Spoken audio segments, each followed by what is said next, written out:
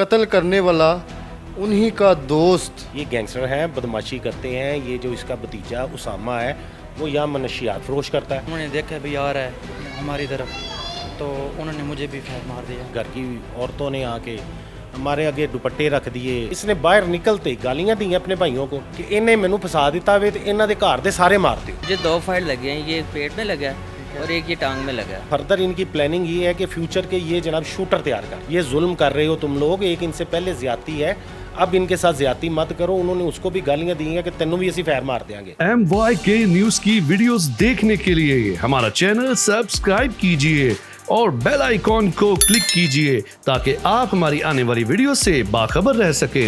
जी तो नाज़रीन, अभी हम उस घर के बाहर मौजूद हैं मौके पे, जहाँ पे कुछ लोग आए हैं, नामालूम अफराद 5 से 6 हैं या ज़्यादा हैं। ये उनसे कंफर्म करते हैं और कितने लोगों को यहाँ पे फायर लगे हैं, और वो लोग भी अभी यहाँ पे मौजूद हैं, मोहल्लेदार भी हैं और घर वाले भी मौजूद हैं, उनसे भी जानते हैं। अस्सलाम वालेकुम। जी वालेकुम अस्सलाम। क्या नाम है भैया? वसीम अहमद। वसीम भाई, क्या मामला हुए हैं फायर शायर? ये कौन लोग आए हैं फायर मार के गए यहाँ पे? ये 8-9 बंदे आए हैं, बाइट से फायरिंग करते हुए आए हैं। उसमें उसामा ने पहला फायर मुझे मारा जो मुझे पेट में लगा है, और उसके बाद नोमी गुजर है, उसने ललकारते हुए कहा कि इसे जान से मार दो। उसने दूसरा फायर किया जो आप मेरी नाम ले रहे हैं उनके, आपको कंफर्म है फेस उनके? कन्फर्म है मुझे, मैंने खुद देखा है, अपनी आंखों से देखा है। ठीक है। तो आपके साथ कोई उनकी दुश्मनी, कोई लड़ाई? नहीं, कोई दुश्मनी। मैं तो उनको समझाने आया हूँ कि छोड़ दो, मोहल्लेदारी है यार, ऐसा ना करो आप लोग। मैं तो उनको समझाने आया हूँ, मना कर रहा हूँ उन लोगों को, तो उन्होंने मुझे ही फायर मार दिए दोनों ने। बात कोई नहीं सुनी? कोई बात नहीं सुनी, उन्होंने लड़कारते हुए कहा जी इसको भी मार दो। इनको भी फायर लगे हैं? आपको? हाँ जी मुझे भी लगे हैं। आप भी मौजूद? हाँ जी मैं भी इधर ही मौजूद, मुझे एक लगा है। एक लगा। आपने उनसे बातचीत की है कोई कि क्या मामला है? कोई बैठ के बात करते हैं कि क्यों आप लोग इतने लोग आ गए हैं असला लेके, तो ये क्या मामला? कोई बात नहीं सुनी? नहीं कोई बात ही नहीं सुनी। मैं जा रहा था कि मामला इधर ही ख़त्म हो जाए, लेकिन उन्होंने नहीं सुना। फिर वो जो है ना मेरे ताया अबू, उसे यानी कि वो मारने की कोशिश कर रहे थे, तो मैं ऐसे पीछे जा ही रहा था। उन्होंने देखा भी आ रहा है हमारी तरफ, तो उन्होंने मुझे भी फायर मार दिया। और लोग यहाँ पे मौजूद थे मोहल्ले में? जी 3 ताया अब्बू हैं, जिनमें वो थे।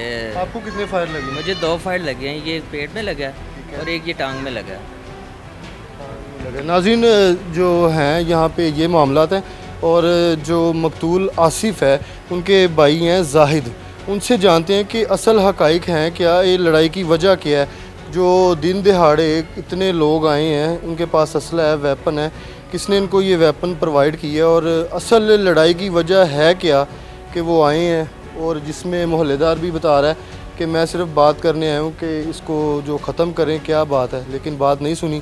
वो सारे जो है ना, मतलब कि जहन बना के आए थे कि आज हमने इनको मार के ही जाना है। जाहिद साहब से बात करते हैं कि ये असल कत्ल की वजह, दुश्मनी की क्या वजह है। रिसेंटली आपको याद है कि अमीर बलाज और एहसन शाह की दोस्ती और कत्ल। आज हमारे साथ राना जाहिद साहब मौजूद हैं, इनके भाई को भी कत्ल कर दिया है, और कत्ल करने वाला उन्हीं का दोस्त, बचपन का दोस्त।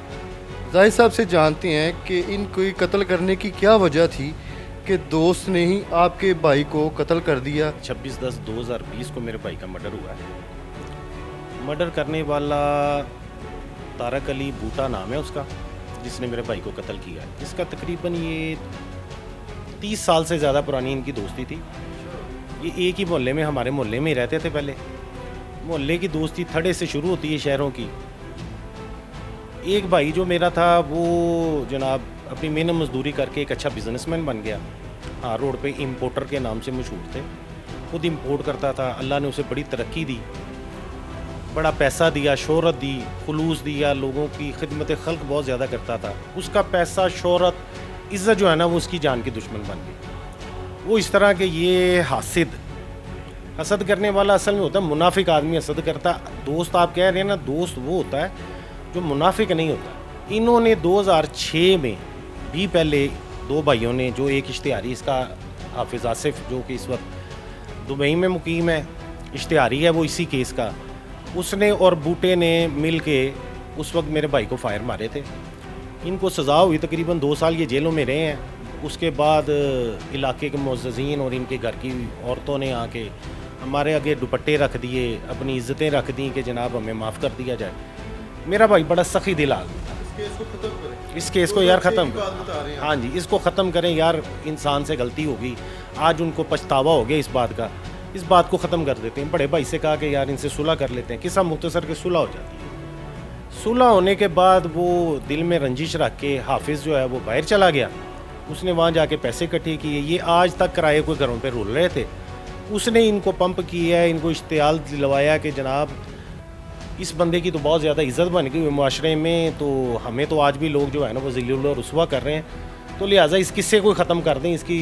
इस बंदे की वजह से हम लोगों की माशरे में इज़्ज़त नहीं हो रही। उसी ज़ालिमों ने उसी हसद के चक्कर में आके 14 साल बाद मेरे भाई का मर्डर कर दिया, जब वो हार रोड 9 रबीउल अव्वल का दिन था, 26/10/2020। हार रोड से वो अपनी दुकान बंद करके बाहर आके पार्किंग में खड़ा अपनी बाइक का इंतज़ार कर रहा था।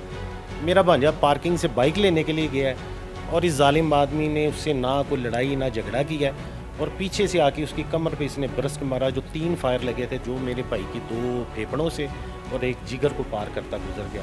मौके पे उसकी शहादत हो गई।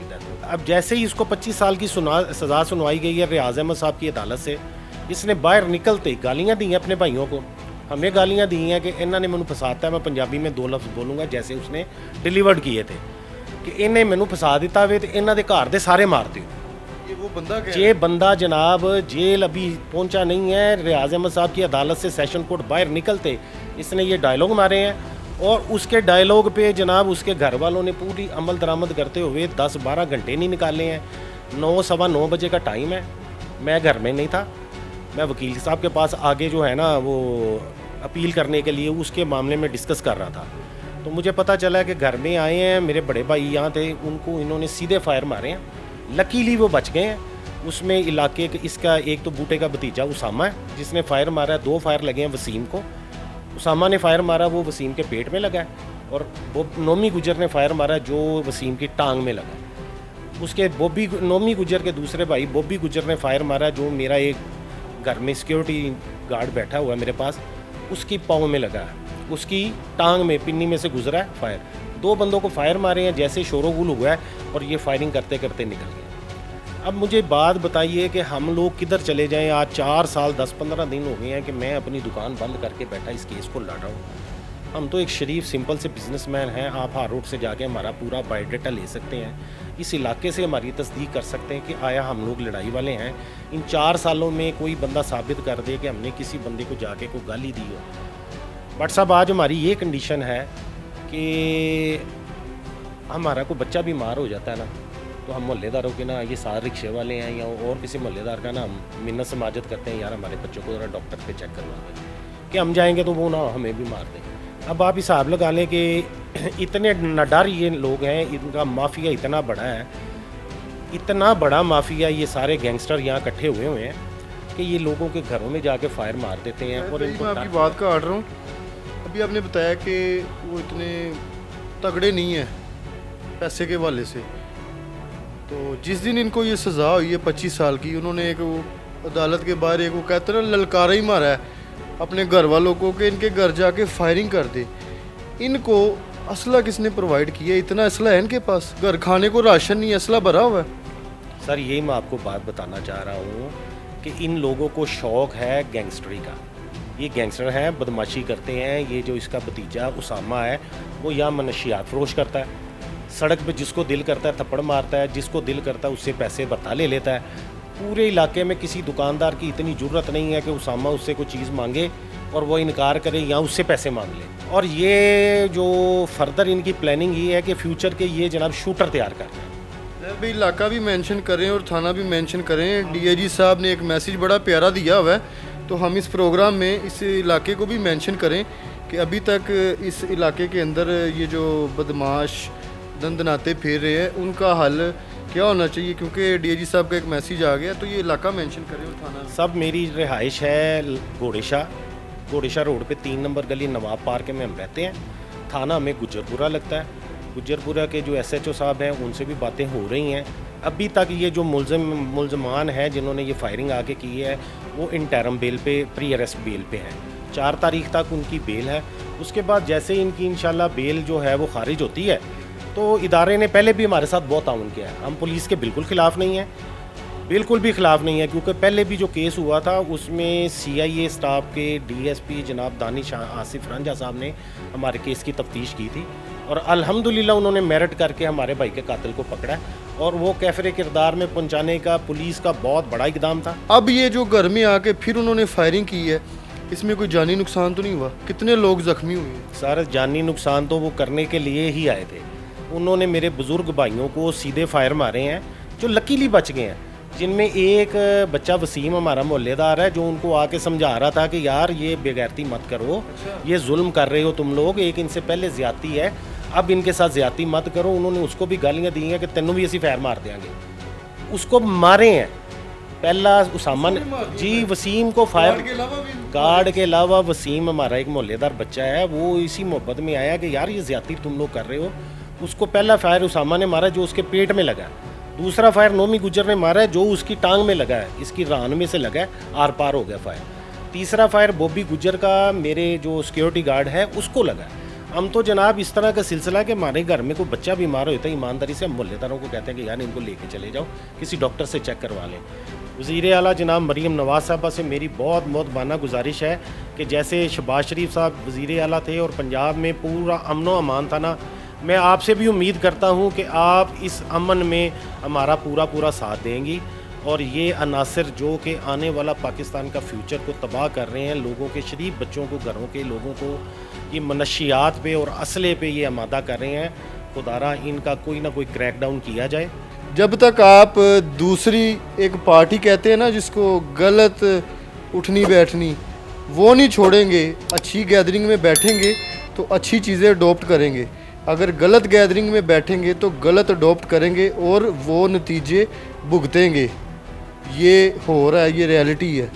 आपने कमेंट सेक्शन में अपनी कीमती राय से ज़रूर हमें आगाह करना है। अपना और अपने प्यारों का बहुत सारा ख्याल रखें। इसी के साथ अपने होस्ट आमिर भट्ट को इजाज़त दें। अल्लाह हाफिज़।